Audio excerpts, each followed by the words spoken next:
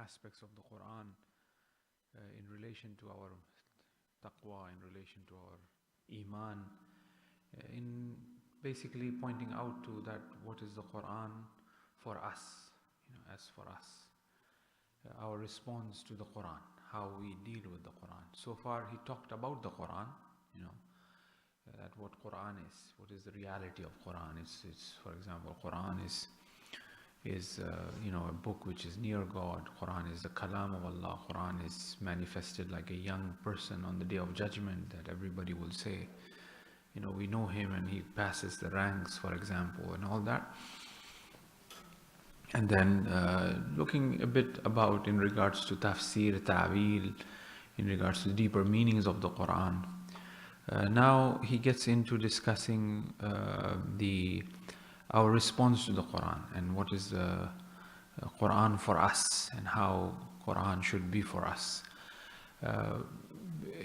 Ulum al-Quran usually doesn't really get into the ideological discussions. They tend to stay more of a technical discussions, but apparently Aisha Mali emphasizes on that there should be a purpose for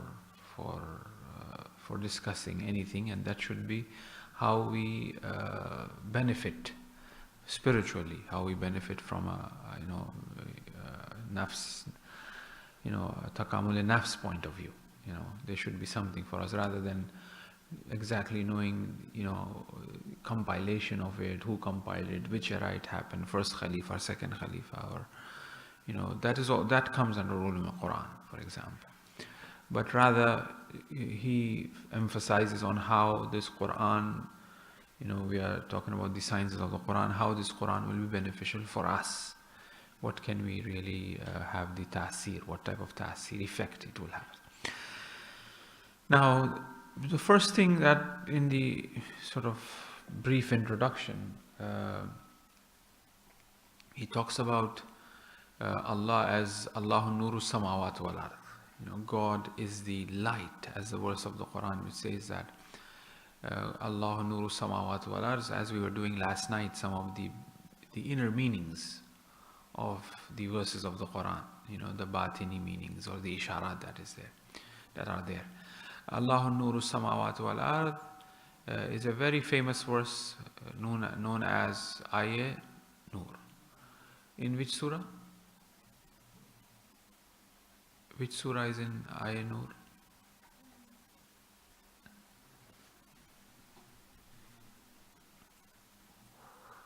And I could have a sip of my coffee. Oh, it's true. It's in Surah Nur. Surah Nur, Ayah Nur, which is known as Allah Nur Samawat wal Ard. What do you see in this verse? What is it talking about?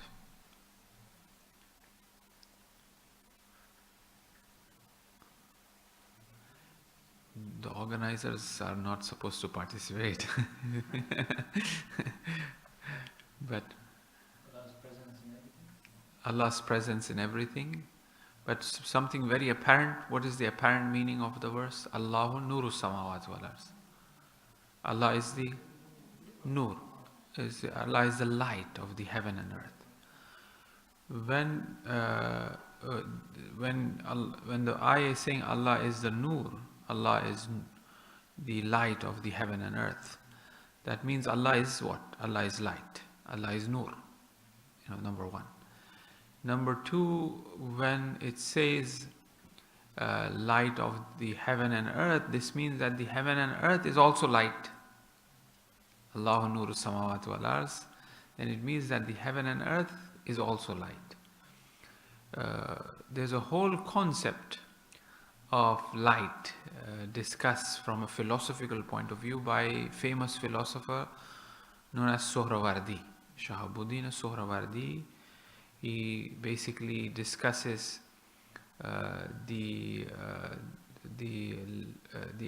existence, the wujud, on the basis of light. He kind of deters there are different grades of light. So that first of all, existence as light. It means that whatever exists is light. Whatever doesn't exist is absolute darkness. So it means that absolute darkness does not exist.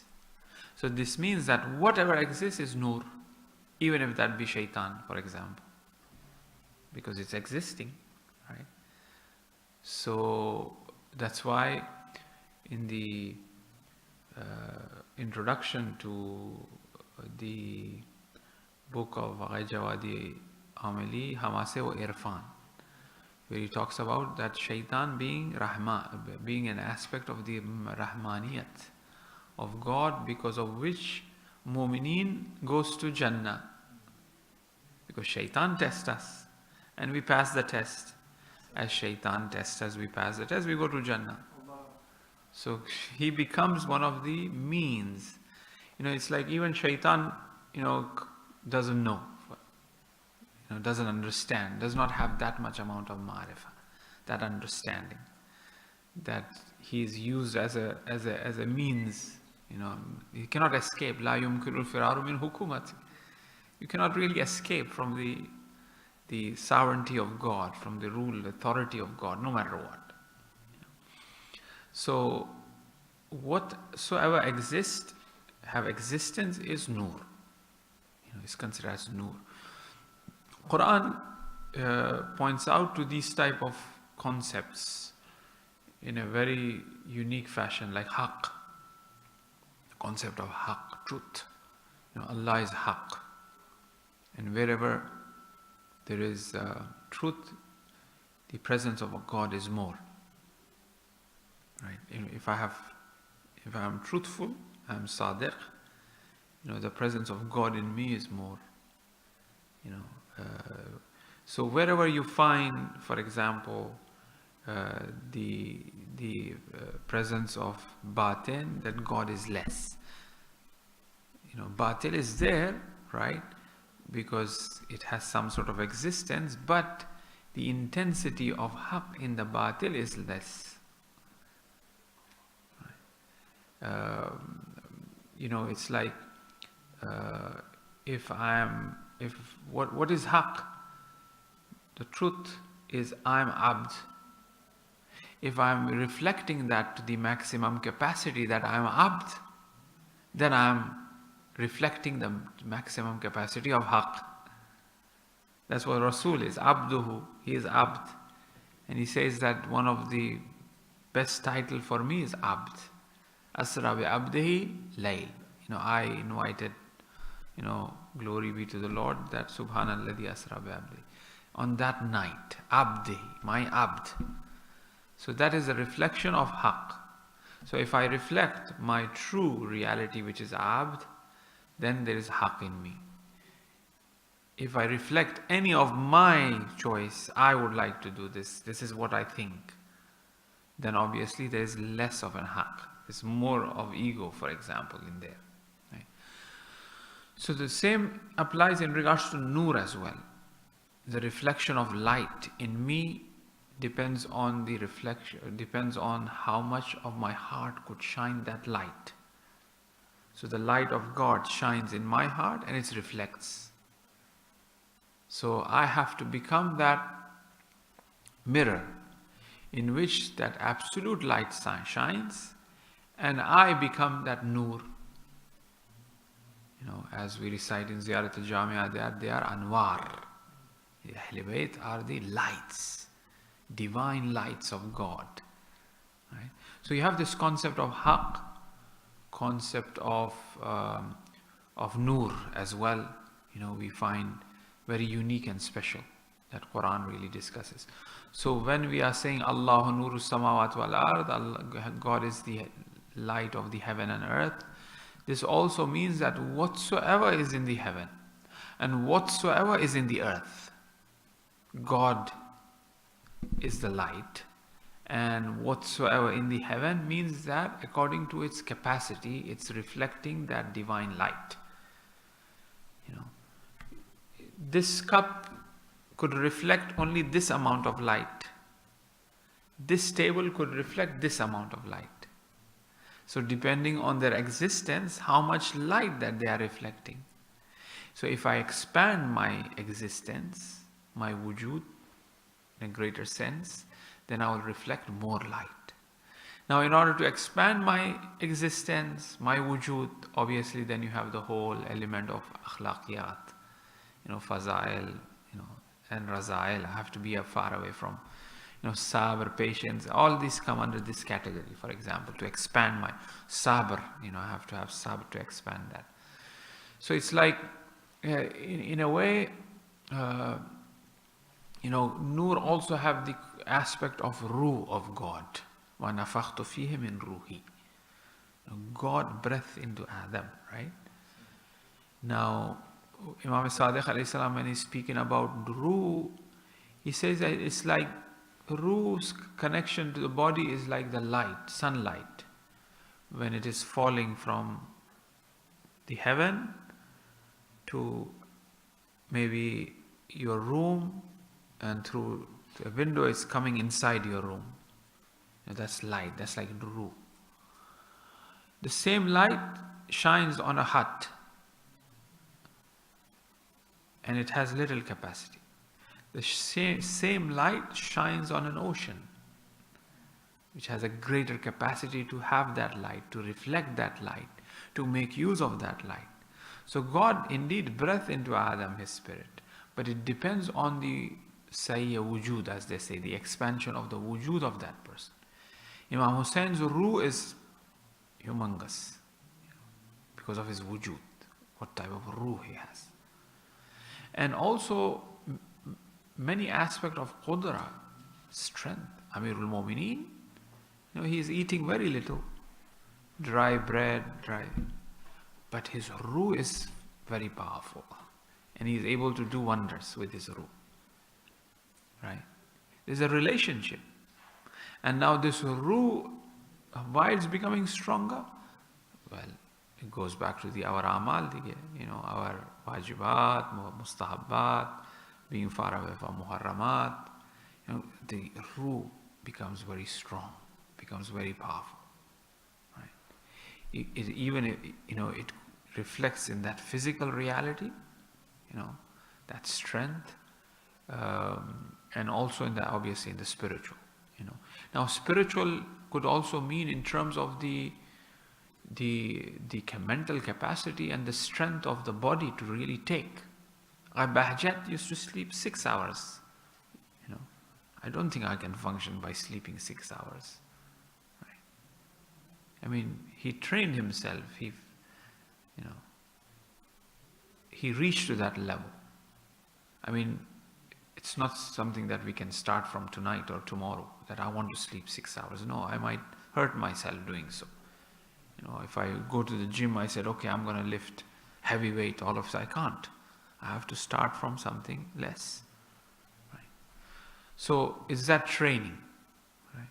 So now the reflection of that ruh in a person to point out to that strength is also physical, but also the capacity of the amount of strength that a person could take.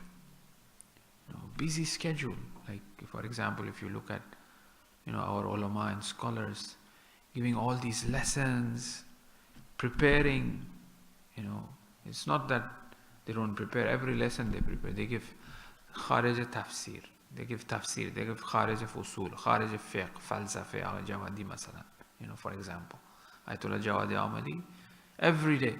Plus, other than that, talifat, writing, meetings, so on and so forth. Right? So it requires that sort of health, that sort of strength. Now, nur is something similar, in the aspect of ruh. So, according to the capacity of the things that are there, they reflect that much amount of nur. Now, when we are talking about Quran and nur, it means that all the legislative aspect of God is nur. Ahkam, the legislative aspect, becomes nur of God. Reflection of that nur. So that means that all of our wajibat and muharramat, when a person is performing that, is adhering to that, then he is increasing that nur in him. Right? So so if we approach, for example, our wajibat, this angle, from the angle of nur, from the angle of haqq, from the angle of ruh, then we will have a different, how shall I say, different feeling to it. It may not look like as a burden. It's the same thing, but Quran introduces in that fashion, because as we say that, Quran is like nur. Quran is considered as nur, the highest level that could be in heaven and earth. If it's Kitab al-Maknoon, it's the Kalamullah, it's the very word of God, it's nur. If it's on this earth, it's nur as well. And that's why we tend to see that many of the converts or reverts, whatever you call them, who accept Islam, they come to Islam with the Quran, because of the Quran. Majority of them, you would find that, they are really moved by the Quran. They see Quran as nur, as light. One of my friend, him, Ahmad Hanif, he was he was an activist, he was a communist, although belonging to a Christian family, and he was very activist. But he says that in the university he was just going by, he reflected on the Quran, he saw light coming from the Quran. That really moved him towards the Quran. Yes, they are in the process of questioning, but all of a sudden something happened. That famous story of Karbalai who could see the nur. He cannot read, he was an illiterate person, he was a person from the farmer, like a village. But he was very much, how shall I say, attracted towards the Quran. He had passion towards the Quran, towards reciting the Quran. Right? But he cannot read. Then he did tawassul or something happened in the haram of an Imam Zadeh, and then he passes out. And when he wakes up, he started reading the tiles, which were the writings of the Quran. So the story became very famous. It was brought to Ayatollah Burjadi. Ayatollah Burjadi, they said, is it true or is it not? Then he said, okay, I'll test him, bring him. So they brought him to Ayatollah Burjadi. So Ayatollah Burjadi had a book of fiqh. He gave it to him to read. So, like for example, this here, right? And it has a verse of the Quran. So he couldn't read any of this, but he could read the verse of the Quran. Couldn't read that, couldn't read them. They asked him that, how come? He said, because this is nur. It's just automatically I'm reading. It's nur. And he's very famous. Karbala is known. He's buried in Qumeno, which is opposite to Pulle Hanchi. There was Musaffar Khan Shah Khorazan, Musaffar Khanji was there. Next to that there's a graveyard. He's buried there. So is that nur? There's another story of Hafiz, or students who wants to hifz the Quran. They would go to a person who was like a blind, person sitting at the door of the haram of Amirul Mu'minin, of Hazrat Ali alayhi salam. He would sit there like, in the haram how people are. He was a blind person, he would always sit there, and people who wants to memorize the Quran, they would go and test their memorization through him. Like for example, if you know Hamd or any surah, if I make mistake, you'll stop me. If I say Inna Atayna Shani'aka Kawsar, they will say, no, you'll stop me. No, Inna Atayna Kal Kawsar. Right? Any verse I make a mistake. So was he Hafiz? No, he wasn't Hafiz. So they asked him, you are not Hafiz. How come you are correcting them? He says that when you recite Quran, I see nur connecting from heaven to you. When you make a mistake, I just stop you. Because Quran is nur, is light. So when I am reciting the Quran, I am connected with that light. And if I stop, I am no longer connected with that light. So the Hafiz, the Huffaz will go and correct their hifz through this person. So, because Quran clearly says it's nur. Quran says Quran is nur. Quran is light. Because light is guidance, isn't it? is guidance, is hidayat. When you go somewhere dark, we turn the light on. It's light to really see what is there, what is not there. And even if there is something existing, as we said earlier, it is because of that light it is existing. It doesn't have its lives of its own. Right? This example is given, like for example, if this is dark completely, we will not see anything here, as if they are not existing. Right? But when you turn the light on, then they are all existing. Yes, there's a fault in this example in the sense that these things are already there. That's why we are not seeing it. So this doesn't mean that the heaven and earth was there and Allah opened the light, then we saw heaven. No. What we mean by that is that even the existence that have taken a shakl and a form, that is nur, that is light. It is existing.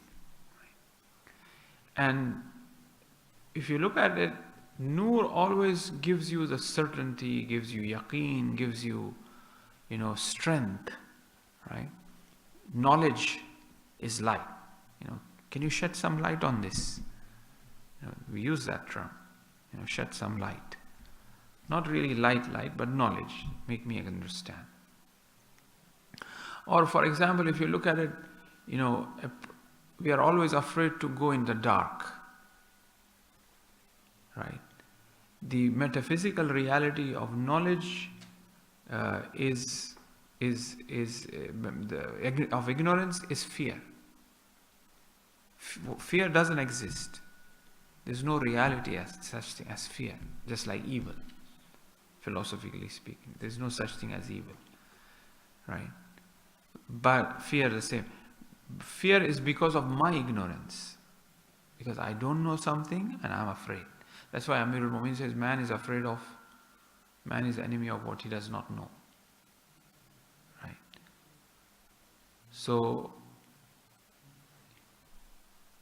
if the room is dark, I will be afraid to go in, that I may trip and fall. But if I turn the light on, if I see things, then I will not be afraid. Right? So, Nur, which is the Quran, is basically, a guide and hidayat. We should bring that into our life. Our response should be that, to the Quran, that we should take it as a light. Our ahkam, that are there, they are reflection of light. They are directly from God. So the first thing is that the author discusses that believe that ذَلِكَ الْكِتَابُ لَا رَيْبَ فِي هُدًى لِلْمُتَّقِينَ. Now we have to be a muttaqi. You have to be someone who have taqwa. Taqwa is also a very fascinating concept of the Quran. That one, something that we really need to reflect upon, especially now that the month of Ramadan is about to come. When we are reciting the verses of the Quran where taqwa is discussed, perhaps to dig more into it and try to understand what really taqwa means. And it goes, Alladina, now it explains, Alladina yuminuna bil ghaib, believing in ghaib. Quran wants us to believe in ghaib and establish prayer and give zakat, razaqnahum, what's been provided to them. Alladina yuminuna bima unzila ilayk, what has been sent to them, not only the Quran, but at the same time, min qablik, what we have sent them before. Always, if you look at it, Quran, whenever talks about inzal is been revealed, it talks about previous books as well. آمن الرسول بما أنزل إليه من ربه والمؤمنين والملائكة وكتبه لا نفرق بين أحد. Talks about, do not differentiating between Rasul, believing in what has been sent in terms of the books before, because it's a continuation of that nur, of that light. The intensity of nur have increased. Right?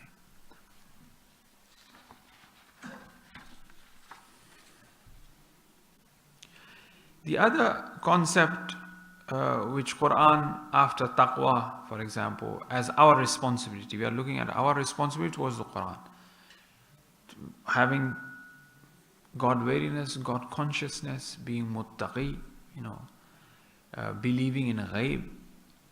Then the other concept is Aman al-Rasul, that belief, concept of Iman.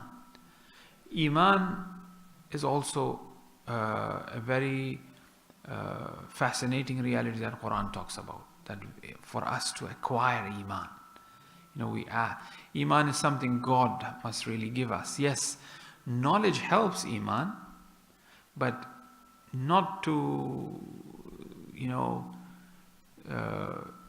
not to bring that certainty.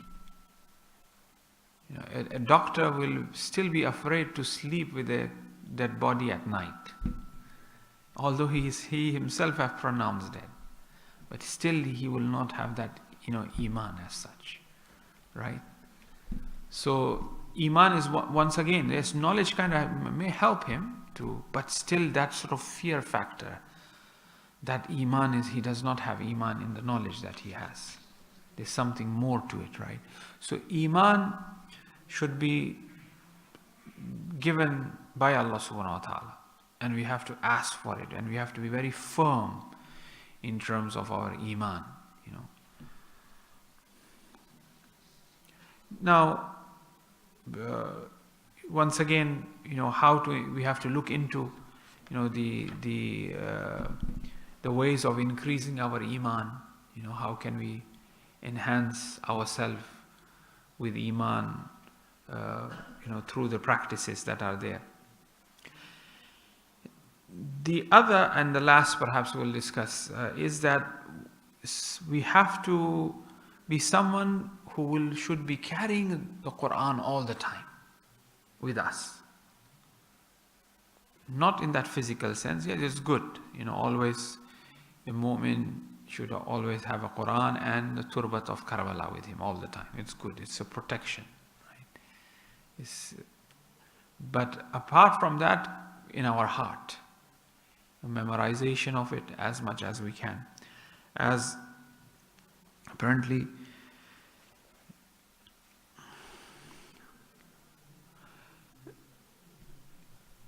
the verse from Surah Juma, مَثَلُ الَّذِينَ حُمِّلُوا التَّوْرَاةَ ثُمَّ لَمْ يَحْمِلُوهَا كَمَثَلِ الْحِمَارِ يَحْمِلُ أَسْفَارًا. Not haml in the sense that just carrying it, just like how a donkey carries the books, but rather, because if you look at it, the Jews, they always have Torah with them. That's why you see them whenever they find time, or their prayers is recitation, because they have to keep it with them. That's why they are reading on airports everywhere that we see. They tend to recite a lot. So they as their prayer is recitation of Torah, they haml the Torah with them all the time. That's why the Quran is pointing out, مَثَلُ الَّذِينَ هُمِّلُوا التَّوْرَاةَ. They are the one, those who hummilu, those who carry, not like the one who carry the Torah.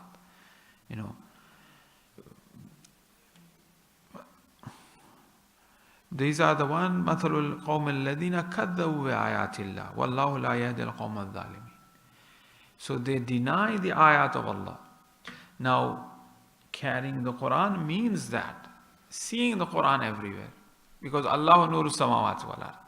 So we should reach to a point in terms of our vision that we should feel that presence of God. We should see Quran. We should see the parables of Quran. Whenever we see something should strike in our mind from the Quran. And that happens with continuous recitation. We are all on this journey, including myself. I'm speaking to myself loudly, that I have to read Quran regularly. When I'm regularly reading it, then I will be able to see and connect when I'm facing things. If I'm weak in that, I will be weak in terms of my, and Quran, it comes to our aid and help. At the time of difficulties, when we are facing trouble, issues, it gives us that support. Imam Zainul Abidin says that if nobody is here on this earth, only me and the Quran, I'm happy. I have company. So it tend to really do the magic into our life, Quran. We have to, inshallah, pay a bit of more attention and extra now, inshallah, now that the month of Ramadan is coming, and also this ends up the classes with the beginning of the month of Ramadan. Perhaps we could reflect a bit more, inshallah. Any questions? I'll stop here. Wa sallallahu ala Sayyidina Muhammad wa alihi tahirin.